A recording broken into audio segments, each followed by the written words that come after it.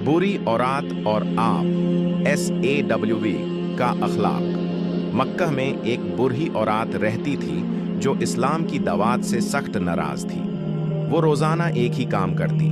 जब भी आप सल्लल्लाहु अलैहि वसल्लम उसकी गाली से गुजारते, वो अपने घर की छत से आप पर कूड़ा कचरा फेंक देती थी। आप सल्लल्लाहु अलैहि वसल्लम ने कभी उससे गुस्सा नहीं किया, ना ही कभी पलट कर कोई सख्त बात कही। आप बस खामोशी से कचरा साफ करते और अपने रास्ते चल देते। एक दिन जब कचरा नहीं गिरा, एक दिन जब आप सल्लल्लाहु अलैहि वसल्लम वहां से गुजरे तो उन पर कचरा नहीं गिरा।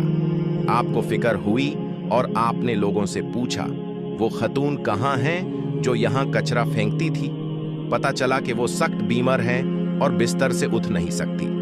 इयादत और खिदमत आप सल्लल्लाहु अलैहि वसल्लम फौरन उसके घर गए और अंदर आने की इजाजत मांगी।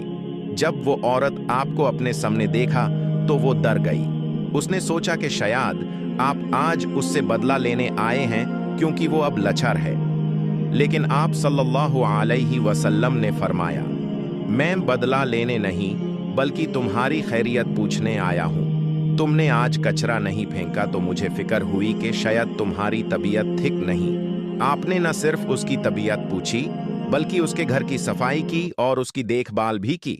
नतीजा आप सल्लल्लाहु अलैहि वसल्लम का ये आला अखलक और नरम मिजाज देखकर वो औरत इतनी मुतस्सिर हुई कि उसकी आंखों में आंसू आ गए। उसने उसी वक्त अपनी गलती मानी और कलमा पढ़कर इस्लाम कबूल कर लिया। सबक।